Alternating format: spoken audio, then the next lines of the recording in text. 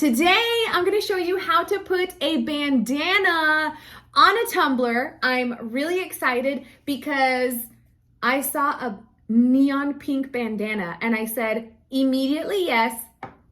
Immediately yes. Also, for those of you who do not follow me on Instagram, which why don't you follow me on Instagram? You're missing out, okay? And those of you who are not in Bada University, why aren't you in Bada University? You're missing out. I cut my hair and I also dyed it purple. Well, kind of purple, like a deep purple. Anyway, it's purple, okay? Well, I love it so much. I hope that you love it too. Honestly, I'm being kind of fake right now because today I had a mental breakdown because I thought I looked like Lord Farquaad, but now it's fine. I styled my hair and now I'm like, I don't look like Lord Farquaad. Maybe I do, but don't tell me that I do because it took me all day to talk myself out of it. But anyway, so I am going to show you guys how to put, basically bandanas on tumblers. This is going to be fun, okay? We're going to have so much fun because the possibilities for bandanas are endless. Also, you might be wondering, hey, you look like you're in a new space. In fact, I am. Indeedy, I am. Basically, long story short, which I'll have to make it a vlog for next time, but I live on military base housing, and so I cannot make permanent modifications to the house. If I could, I would not have moved out of the garage. I love the garage. I think that space is beautiful, and that's where I want to be forever. However, it just didn't work out because my plastic wall that's been up for a year, it held up really well, but now it's falling apart because it's temporary. It's a plastic wall. So I could no longer keep my side of the garage cool.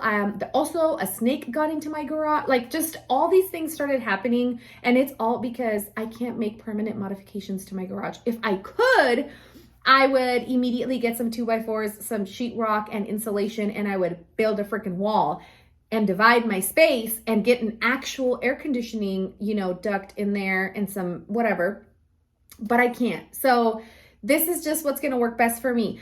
Don't pay attention to the background too much because this is what it's going to be, but it's not. Like, I'm going to switch it around a little bit because you already know how I am. You already know how I am. I change my mind a lot. So this is it, but this is not it, okay? Anyway, I hope you enjoyed this video. This intro is already too long, which according to the experts on YouTube, you should not have super long intros or else people are not going to watch your videos. So I'm going to stop talking now. Besitos. The moment I saw this neon pink bandana at Hobby Lobby, at Hooby Looby, I was like, you're coming home with me. I fell in love with it, guys. So what we're gonna do is we're just gonna cut off the trim, like the edge, like, that like pink border that we're not gonna need because it's not pretty. It's not the one that has that pretty pattern on it. So we're just gonna cut it off, cut it off like all your negative relationships. Oh, don't even tell me you don't, okay? I'm the queen of cutting off anything that's negative and not good for my heart. Okay, we're getting off track. So here's a tip, okay? Here's a tip. Take 2 pieces of tape, painter's tape, stack them on top of each other so that they could create like a thicker piece of tape. I don't know how to explain why, but just do it because if you do just one piece of tape, it's not thick enough and you'll end up cutting over the tape. Just listen to me. Don't do as I do as I say. Well, I guess, and do as I do. What I'm going to do is I'm going to place it completely straight over the bandana, and this is going to be my guide, okay? This is going to be my guide so I can cut a perfectly straight line on the side of the bandana. You can also get one of those fabric cutters, the little rolly things. Honestly, if you ask me, it looks like a pizza cutter, but whatever. And you can just roll right along and cut that straight line if you wanted to. Or you can use one of those heavy-duty fabric X-Acto knives. But you know how we do things around here at this version of a YouTube, so I'm going to use my little scissors.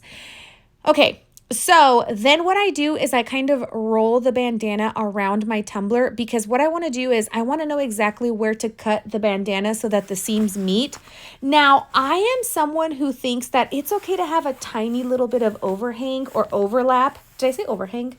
I meant overlap because if your calculation is off even by a little tiny, butt hair, you are going to be super sad when your seams don't meet up and you've got a little space in between. So I think having a teeny itty little bit of overlap is better than not having enough fabric. But once you go ahead and wrap your bandana around your tumbler and you determine exactly where your fabric is going to meet, you do the exact same thing with that thick piece of tape and you cut your other line straight. Now, the thicker that your piece of tape is, which is why we stack 2 pieces, the easier it is for you to keep your scissors on the edge of the tape versus it being able to just cut over your tape. I know what I'm trying to explain, but I barely speak English, so I don't know how to explain it, but just do it, okay? Just do it. Do it right. Do it good. Cut this fabric just like you should. Okay, sorry. Then I'm going to take Mod Podge, okay? I'm very impatient, so I used a blow dryer because I like to move through things quick, okay? Because then that gives me time to go do other ratchet stuff. You know what I'm saying? So I like to move through things quick, just like JLo moves through her engagements. Okay, I'm just kidding. I really didn't want to say that, but I couldn't hold it in. It's a little devil on my shoulder. They were like, do it, make the JLo joke. Okay, sorry. So then what you're going to do is little by little, just like if you were applying a piece of fabric to a tumbler, little by little, you're going to add little bits of Mod Podge. Make sure you do thin coats, okay? Because your only goal here is to get the bandana to stick to the tumbler, but you don't want to make it super wet. That's going to take even longer for it to dry. You just need a thin enough coat for that bandana to stick, okay? And what I like to do is, as I'm going, I like to smooth out the bandana to make sure there's no wrinkles on it, no air bubbles, nothing like that. As you can see, I have a lint roller and I am continuously rolling it over my silicone mat in my area. That's because I don't want anything sticking to the fabric. I want it to be very nice and clean. And so sometimes the fabric, when you cut it, sometimes it releases like little fibers or whatever. So I just like to continuously use that lint roller. I'm telling you right now, every single craft room needs to have a lint roller. You're welcome. Once I bring my bandana over and get the seams to meet and finish laying it on the tumbler, I take my scissors and I cut around the rim.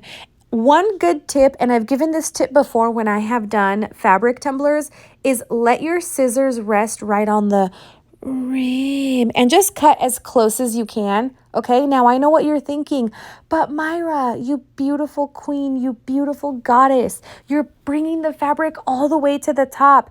What's going to happen? How are we going to get a really good seal on the rim? Listen, Linda, don't worry, okay? You let me do the worrying. You just do the watching and I will guide you. You follow me, okay?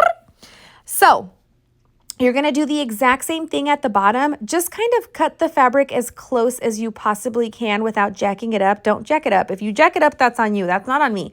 I'm not jacking mine up. So if you jack yours up, I'm just kidding. Okay, sorry guys. I've had 2 coffees in the past hour. I don't know if I'm okay. My heart is beating really fast. I think I'm having a stroke. Hello, am I still here? Okay, we're good. So what I do is I take a little bit of Mod Podge and I put it on the paintbrush, and then I slippity slide that paintbrush in between the fabric and the tumbler, just like I slippity slide into Bad Bunny's DMs. And I take my fat booger hook and I just push the bandana into the stainless steel. What I'm trying to do is I'm just trying to make it so that there is no negative space, that there's no space in between the fabric and the stainless steel. I want to get that bandana right on the rim and make it so that it's airtight and super duper stuck on there. Okay, just like when you are wearing like a super sticky lip gloss and it's windy and your hair keeps getting stuck on your lips and you cannot get it off. Like, let's just say you got one tiny little butt hair on your lip. You would not be able to remove it, girl. You would have to wipe off your entire lip gloss. Like that little hair, it ain't coming off, okay? That's how much we want this bandana to stick to this tumbler, okay? Okay. So then we're just going to slowly take our time and do that around the entire rim. Sorry guys, I don't want to be this way, but I can never say the word rim the normal way. Never again. I can't. Sometimes I want to, and then my brain goes into rim. Okay. So once you have secured the top, I'm going to say the top. Once you have secured the top and you're good to go and you've got a nice and tight seal, you're going to flip it upside down and you're going to do the exact same thing to the bottom of the tumbler, okay? After we have a coat of epoxy on this bad boy, that's when I'm going to show you how to sand the top part so that you reveal a tiny little piece of stainless steel at the rim so that you can get a good seal, okay?